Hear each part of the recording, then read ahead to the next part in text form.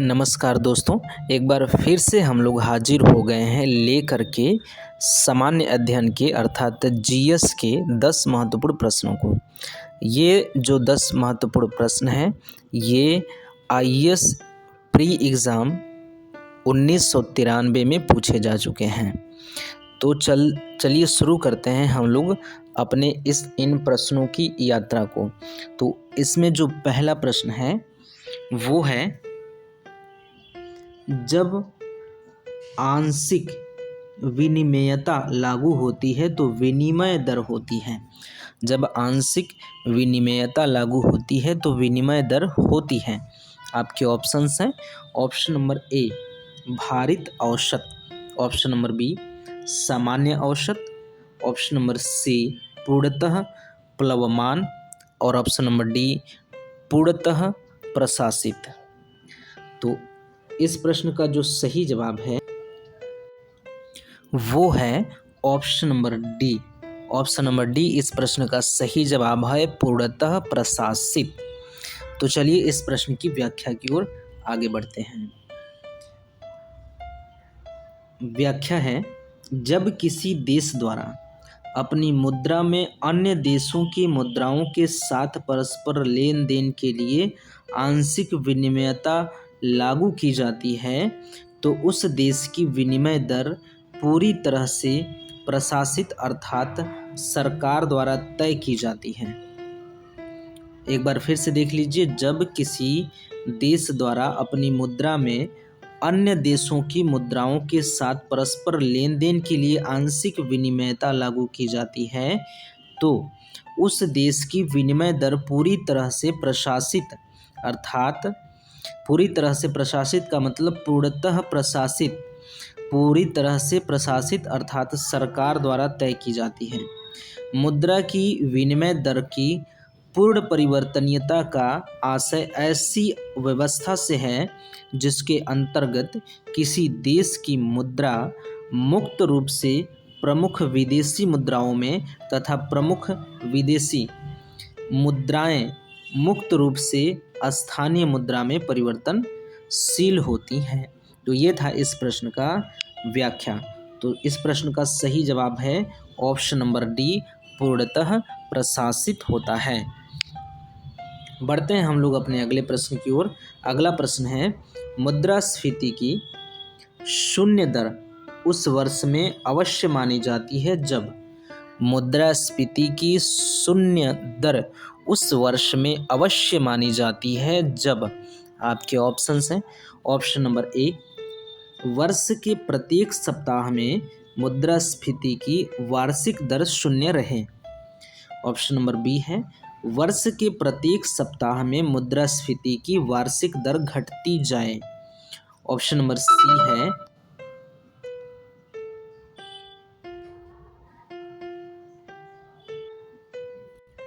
Option number सी है वर्ष में मुद्रास्फीति की वार्षिक दर घटे भी और बढ़े भी, और ऑप्शन नंबर डी है वर्ष के प्रत्येक सप्ताह में मुद्रास्फीति की वार्षिक दर स्थिर रहे। तो पूछ रहा है कि मुद्रास्फीति की शून्य दर उस वर्ष में अर्थात किस वर्ष में मानी जाती है, अवश्य मानी जाती है।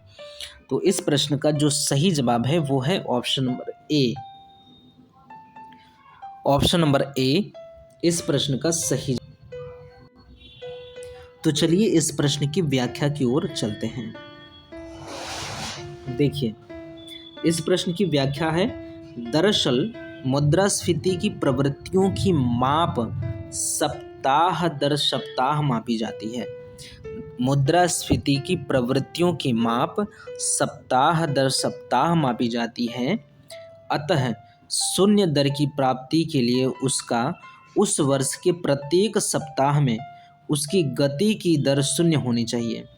क्या होनी चाहिए? गति की दर शून्य होनी चाहिए। वर्ष के प्रत्येक सप्ताह में गति की दर क्या होनी चाहिए? शून्य होनी चाहिए। शून्य होनी अनिवार्य है।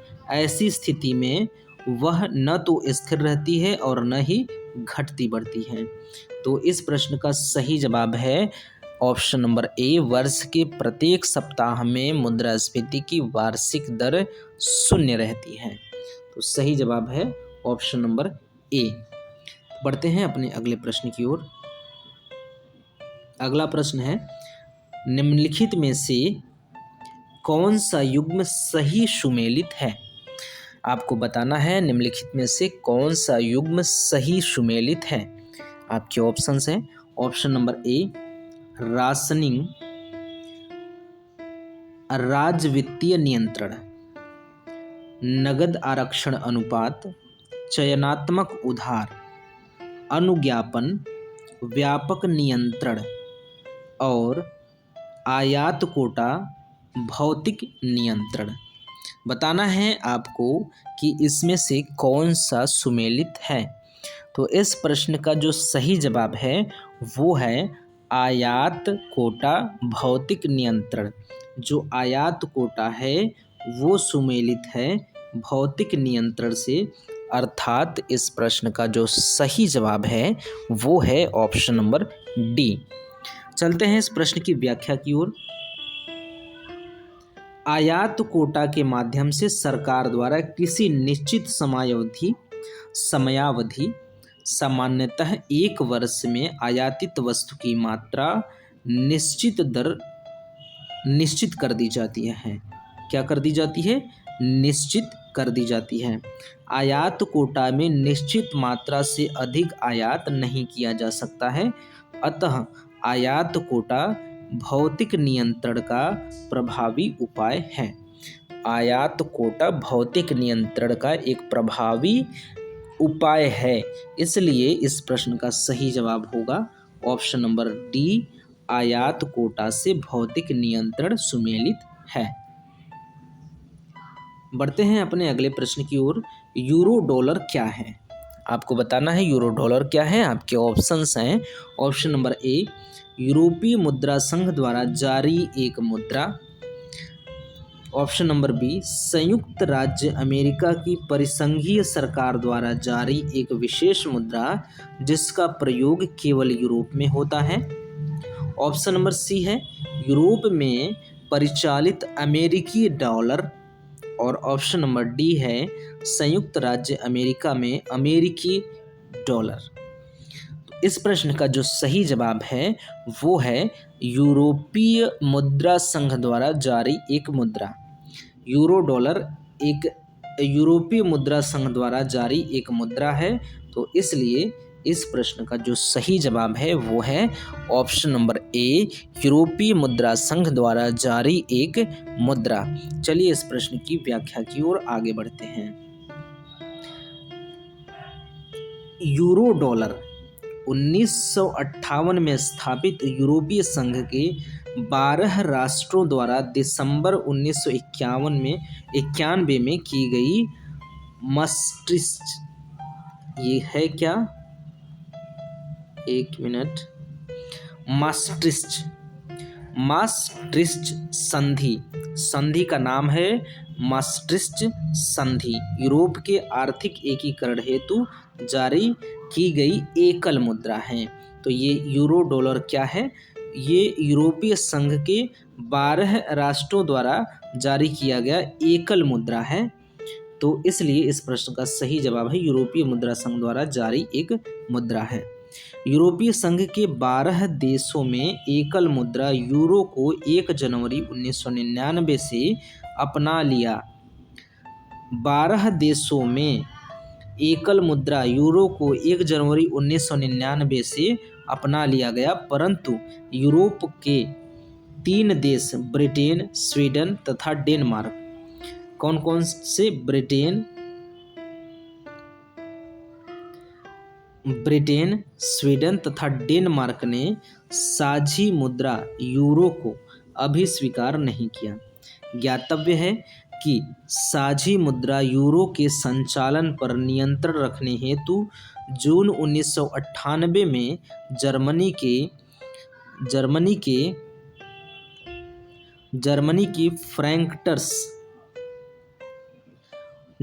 के फ्रैंकटर्स में यूरोपियन सेंट्रल बैंक की स्थापना की गई है।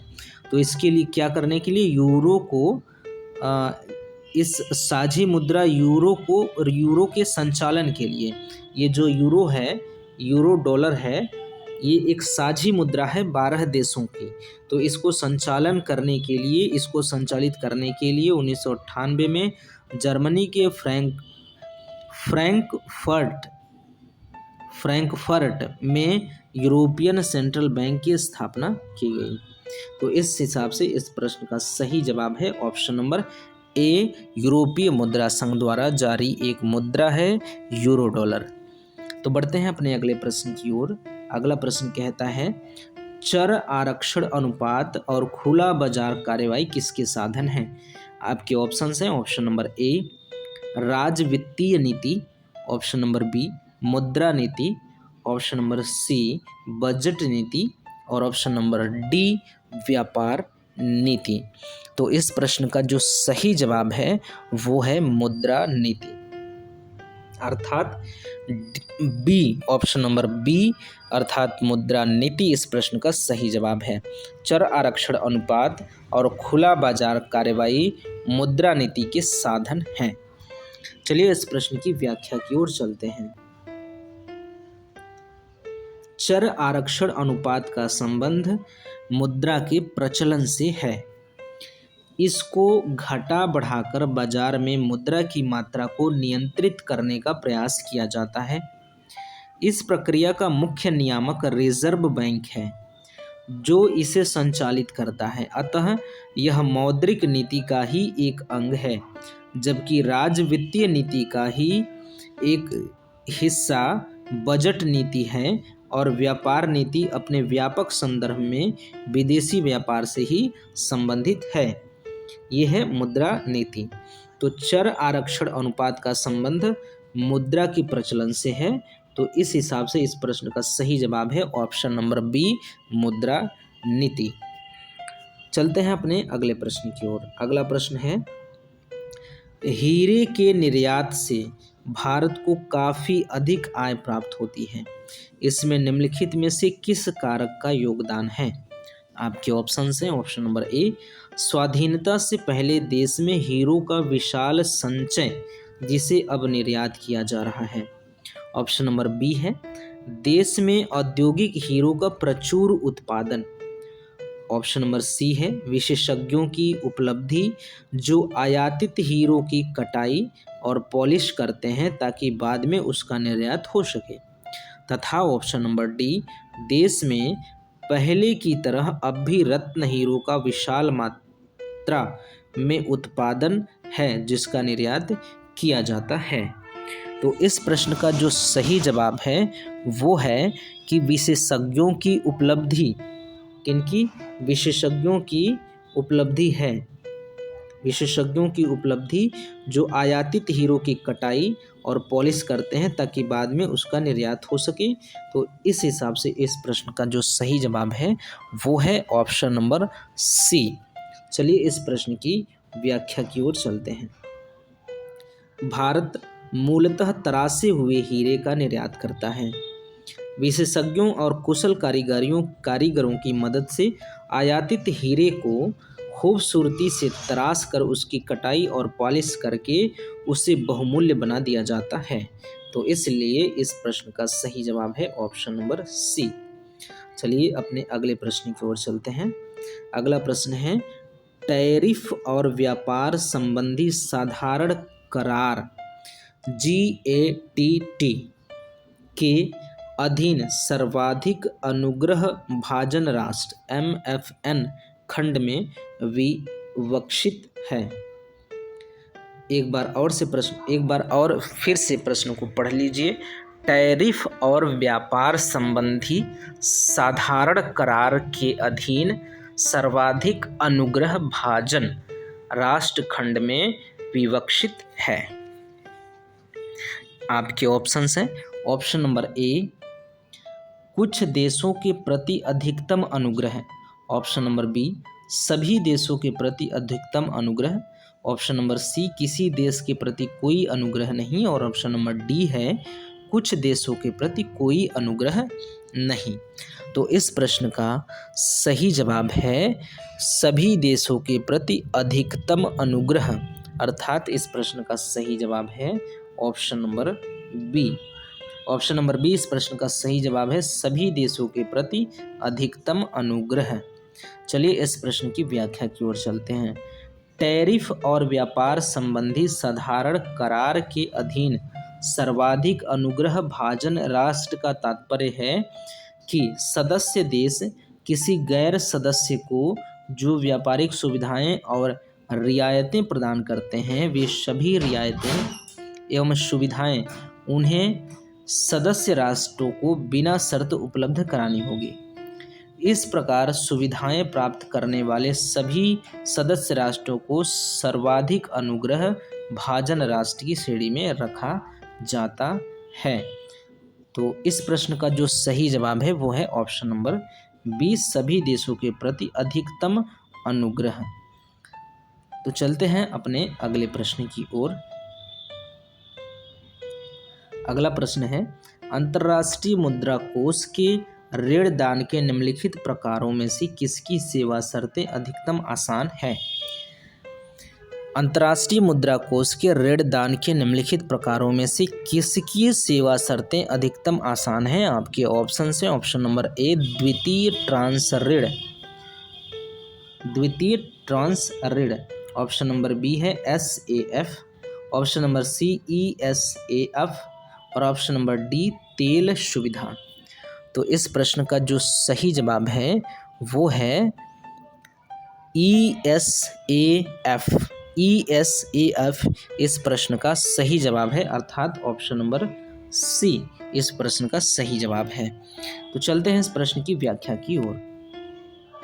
अंतर्राष्ट्रीय मुद्रा कोष अर्थात IMF की स्थापना ब्रेटन वुड सम्मेलन के निर्णयानुसार 27 दिसंबर 1945 को हुई थी, किंतु इसने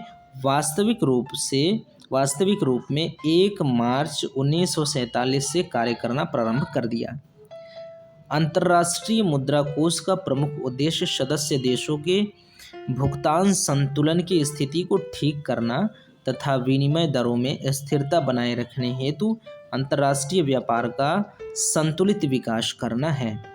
अंतर्राष्ट्रीय मुद्रा कोष से ऋण दान करने हेतु ESAF की सेवा शर्तें सबसे आसान है, तो ESAF इस प्रश्न का सही जवाब है। अगला प्रश्न है, नीचे दिए गए आरेखों में से कौन सा आरेख अंतरिक्ष में तुल्यकालिक उपग्रह के पथ का अधिकतम सही अनुरूपण करता है? तो आपको बताना है कि कौन सा आरेख अंतरिक्ष में तुल्यकालिक उपग्रह के पथ का अधिकतम सही निरूपण करता है। तो इस प्रश्न का जो सही जवाब है वो है सबसे लास्ट वाला ऑप्शन नंबर डी इस प्रश्न का सही जवाब है। तो आइए इस प्रश्न की व्याख्या को देख लेते हैं। भूतुल्यकालिक उपग्रहों की गति पृथ्वी की दैनिक गति के समान होती है। तो पृथ्वी की दैनिक गति के समान होती है, ठीक। इसी कारण ये उपग्रह एक स्थान पर स्थिर प्रतीत होते हैं। चूँकि अंडाकार परिपथ में गति करते हुए उपग्रह सूर्य की परिक्रमा करता है, अतः कृत्रिम तुल्यकालिक उपग्रहों की गति भी पृथ्वी की दैनिक गति के समान होने के कारण अंडाकार परिपथ में होगी। अतः स्पष्ट है कि विकल्प डी में प्रस्तुत अंडाकार आरेख ही तुल्यकालिक उपग्रहों की गति से सही परिपथ को निरूपित करता है। ज्ञातव्य है कि तुल्यकालिक कृत्रिम उपग्रहों को पृथ्वी से लगभग 36,000 किलोमीटर की ऊंचाई में स्थापित किया जाता है। तो इसका जो परिपथ है वो अंडाकार है। तो ये इस प्रकार से इस प्रश्न का सही जवाब हो जाता है ऑप्शन नंबर डी। तो यहाँ पे हमारे 10 प्रश्नों की श्रृंखला समाप्त होती है। दरअसल इसमें 9 प्रश्न ही शामिल हो पाए हैं, क्योंकि इसमें से एक प्रश्न संख्या 78 जो है वो गणित से संबंधित था। तो इसलिए यहाँ पे चूँकि जीएस के प्रश्नों की यहाँ पे चर्चा हो रही है तो उसको शामिल नहीं किया गया, हटा दिया गया है। तो यहाँ पे 9 प्रश्न ही शामिल किए गए हैं। तो फिर मिलते हैं अगले वीडियो में, और अगले वीडियो में 1993 में जितने भी प्रश्न पूछे गए थे जीएस के, तो जितना हो गया है, जितना हम लोगों ने कंप्लीट कर लिया है, उसके अलावा जितने प्रश्न जीएस के बचे होंगे जो कि 1993 की यूपीएससी एग्ज़ाम में पूछे गए थे, उन सभी को कल के वीडियो में शामिल किया जाएगा। और उसके अगले वाले क्लास से 1992 में पूछे गए सामान्य अध्ययन के प्रश्नों पर चर्चा प्रारंभ की जाएगी। तो मिलते हैं अगले वीडियो में, तब तक के लिए धन्यवाद।